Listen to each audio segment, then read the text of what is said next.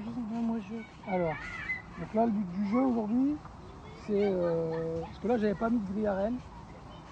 Donc c'est de vérifier que le couvain est parti. Dernière fois.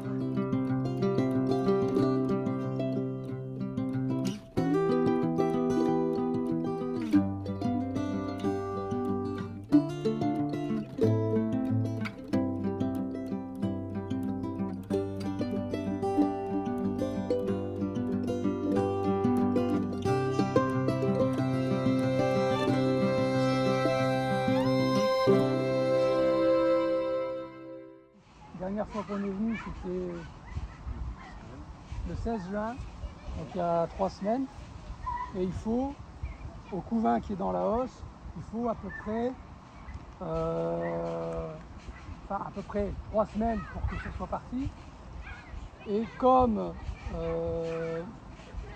la reine, souvent, elle pond quand même quelques mâles dans la hausse, et un mâle pour qu'il naisse, c'est 24 jours. Donc pour que tout le couvain ait disparu de la hausse, il faut 24 jours. Donc là, on est à plus de 3 semaines. Le but du jeu, c'est de savoir si tout le couvain est bien né. Si ce n'est pas le cas, s'il y en a encore, c'est qu'on a peut-être la reine, elle a réussi à repasser, on a mal mis la grille à reine ou je sais pas quoi. Et deuxième chose, c'est de voir si à la place du couvain, ils ont eu le temps de mettre du nectar. Ensuite, la deuxième chose... Tu le vois pas visuellement ça?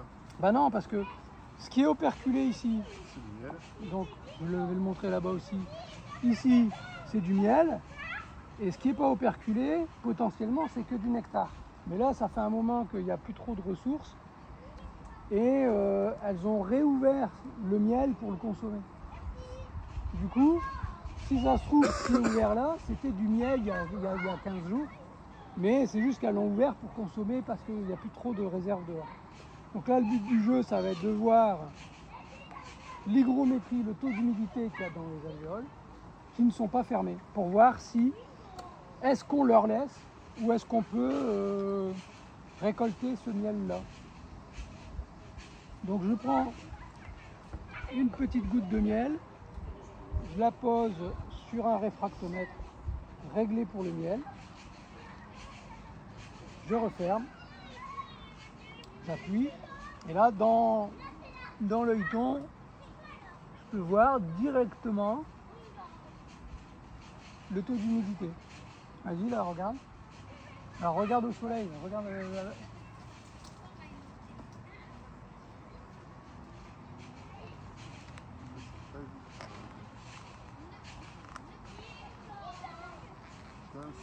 Ouais, voilà. Alors, moi j'avais vu 17. Ça veut dire quoi 15-16? C'est le taux d'humidité, il y a 16% d'humidité dedans. C'est bien, c'est pas bien? C'est bien, il faut qu'il soit en dessous de 20 pour pouvoir récolter le miel. Donc là il est bon. Est-ce qu'on pourrait le voir à la caméra? Je ne sais pas si j'arriverai. On va essayer de montrer un petit peu comment c'est à l'intérieur du réfractomètre. Alors c'est difficile de faire la mise au point, mais on voit bien le principe. Hein. Il y a une échelle. Alors ici elle est en bleu. Voilà, il y a une échelle et là on voit bien le trait bleu.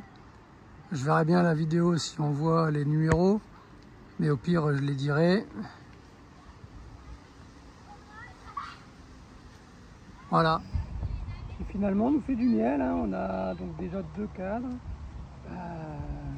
Alors bien sûr au milieu il n'y a pas grand chose, hein. Là où il y avait le couvain, on est arrivé en plein le moment où il n'y avait plus de nectar dehors, donc il n'y en a pas, mais il y a tous les côtés.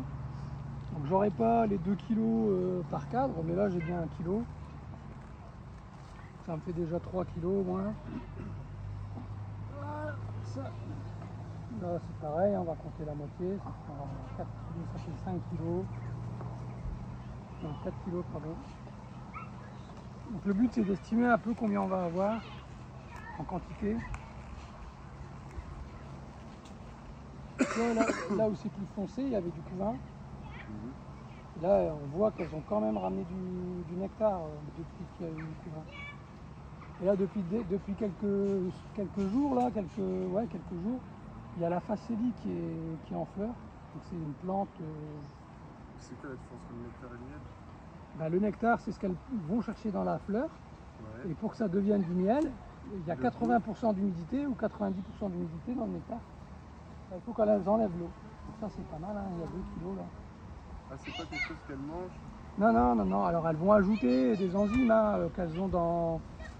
Quand elles le prélèvent et qu'elles le mettent dans leur jabot, il y a des enzymes, l'invertase, qui va être ajouté au nectar et c'est ça qui va aussi un peu modifier la structure du sucre, des sucres qu'il y a dans le nectar, et qui va faire en sorte que ça va devenir exactement du miel.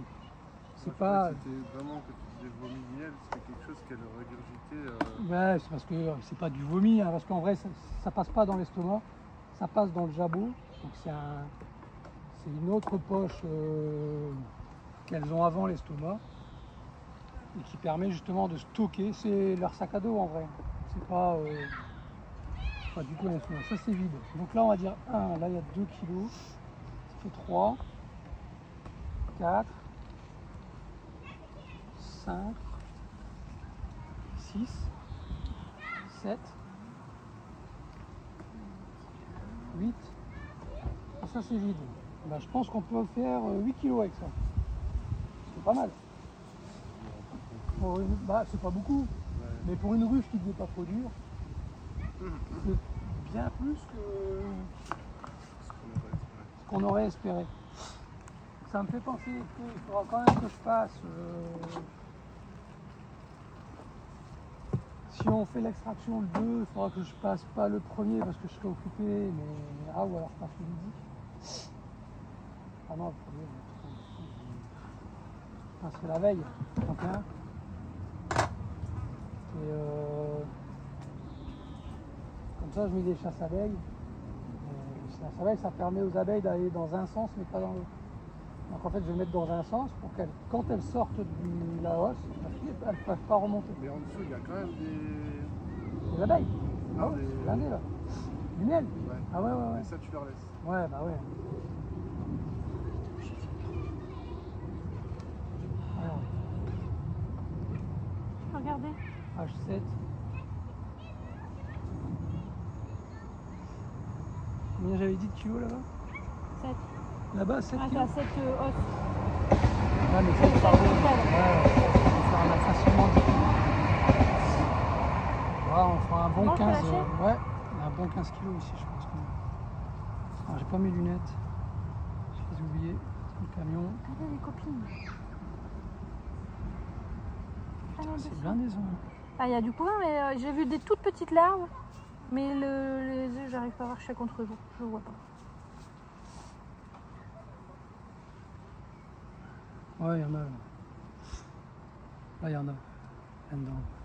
Regarde. C'est pour ça que j'ai enlevé. Souvent, elles se mettent là où il y a du couvain jeune. Attends. C'est bon?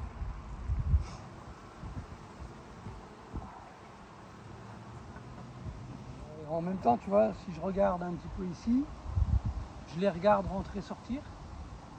Ah, Elles, les ça filles. va. Donc tu vois, s'il y a des rentrées-sorties régulières, Ah non, go. Ouais, c'est ça. c'est que ça vit. Et après, tu peux regarder ce qui rentre.